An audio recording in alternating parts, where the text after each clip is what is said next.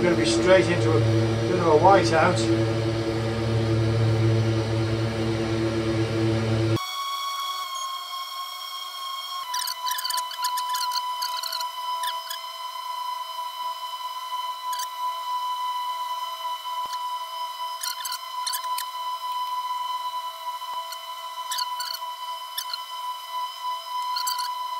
Right, now this has happened before, the engines have just stopped.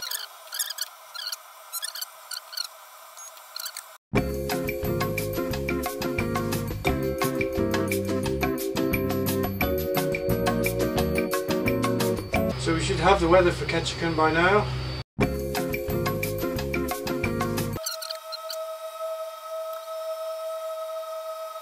Ketchikan. Yeah, I'm not sure why I haven't got any AI traffic here. Let's go and look at those buildings. That's not a hugely impressive piece of modelling. Those bitmaps are very sketchy.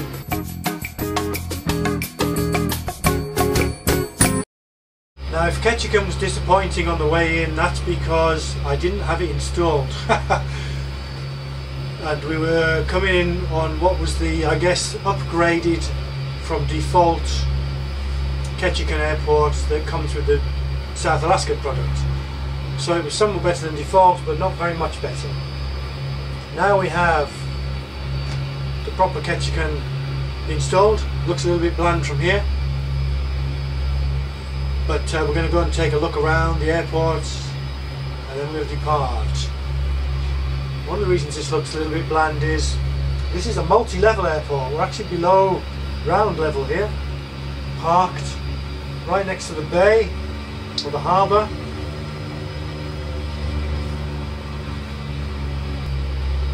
We're going to negotiate these multi-level taxiways. Now this is kind of unprecedented in my experience of airports, Orbix or otherwise. And it's kind of interesting.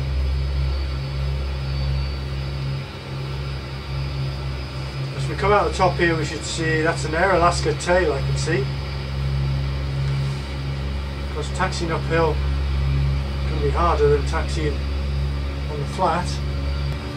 So that's recognisably the same shaped control tower as when we came in, but everything else is just way different. We've got some nice traffic parked there, some beautiful modelling on those sheds and buildings. I just want to stop and take a look at some of this really before going on. Let's go up to the other end of this. We could taxi around the corner there, but maybe we'll go up the other. There's a ramp there as well, and the runway's up there.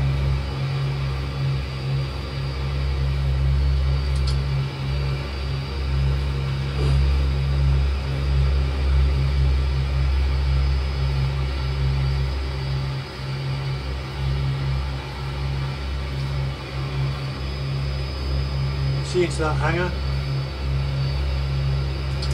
Okay, let's take this taxiway then around.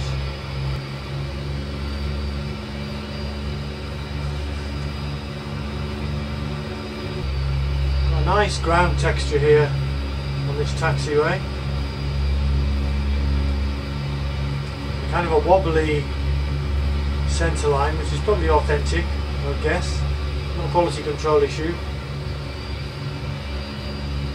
I'm actually watching the altimeter rising as we go, which is interesting in itself.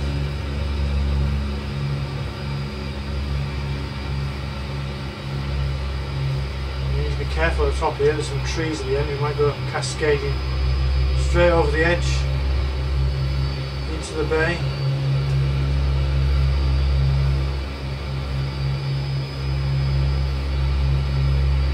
Those are Orbix animated trees. We're just going to take off and have a bit of a fly around and then perhaps land again at this airport, since we did it. We shortchanged ourselves first time round.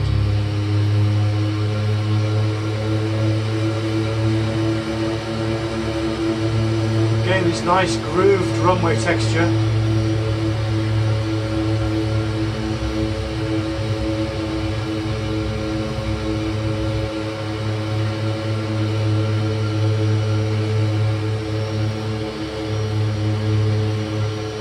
You can see that 3D modelling as we go by.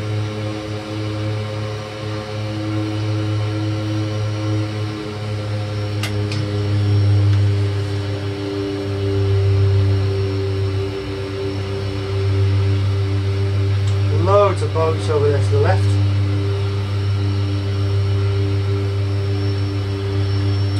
You just head straight out, keep it low.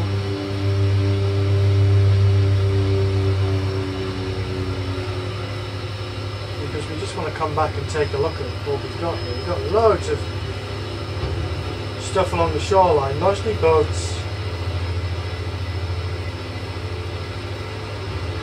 Texture's looking a bit blurred, as if it's not catching up yet. Got an ocean liner. Right, we're heading into whiteout, which is not great. So we want to come back down below 1,000 feet. Alright, 1,000 feet is where the cloud base is. So this is nice. I mean, this looks like it's part of the vicinity modelled in some detail.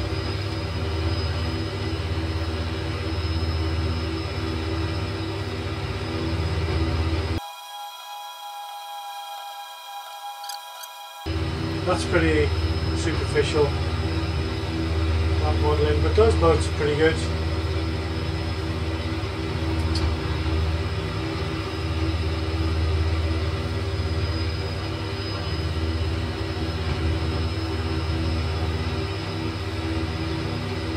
You can see that airport's kind of got cliffs. We're below the level of the runway now, so we can't see it.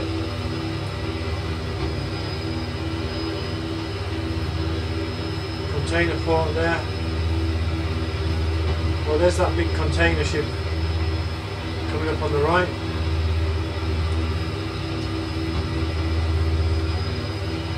That's looking pretty cool.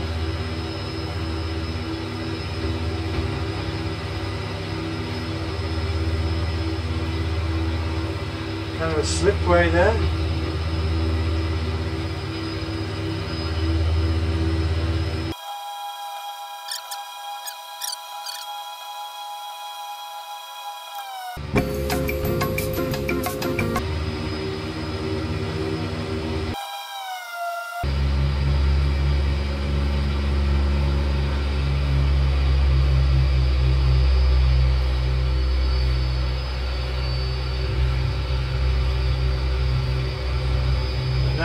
Let's depart en route.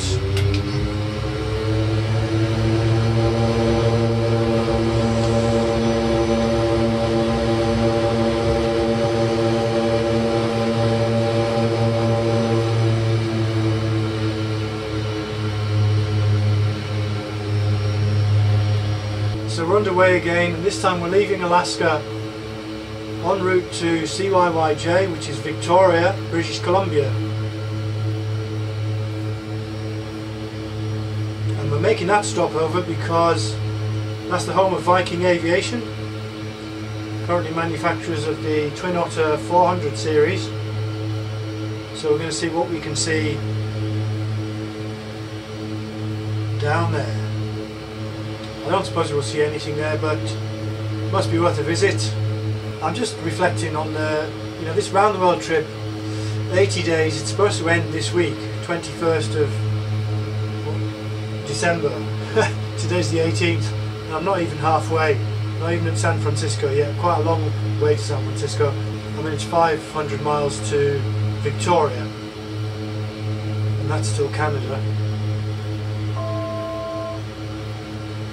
And really, this round the world flight, it's I'm not really sure it's worth. Well, I will continue. I'm not going to get there on time. I'm I'm giving up the idea that we'll do this in 80 days. And I think I'm going to change what I'm doing with the trip, because honestly I'm not doing anything really aviation related. I'm just jumping in the aircraft, sticking it on autopilot and flying above the clouds for the most part. I'm going to focus more on the stopovers and looking at some of the airports, the Orbix airports. I'm going to go through the Pacific Northwest where I've got most of the airports down there. So we'll do a few stopovers, and I think what I'll do is I'll stop over in the Twin Otter, park the Twin Otter up and fly around in something like the Scout, just to get a, you know, maybe get a look at some of these airports close up and the vicinity as well. They're, you know, a lot of the Orbix airports model a bit of the airport vicinity and the towns and so on with photoreal terrain, and those are really spectacular, some of them. I mean, we just saw Ketchikan, that was nice as far as it goes. And then we'll see, you know, I'm going to cross the United States. Obviously for a fair amount of that we're going to be reliant on FGX Global, but until we get there, as far as the Grand Canyon from here, we've got Orbix regions installed. Well, as I said earlier, we don't have Northern California just yet, but I might invest in that. A couple of nice airports. I'm not going to buy all the airports because that would cost a fortune, but there's a couple of nice airports that I would like to have, and the smaller ones are the airports I favour. So we'll get a couple of those. We'll just see, you know, as long as it's interesting, we'll keep going.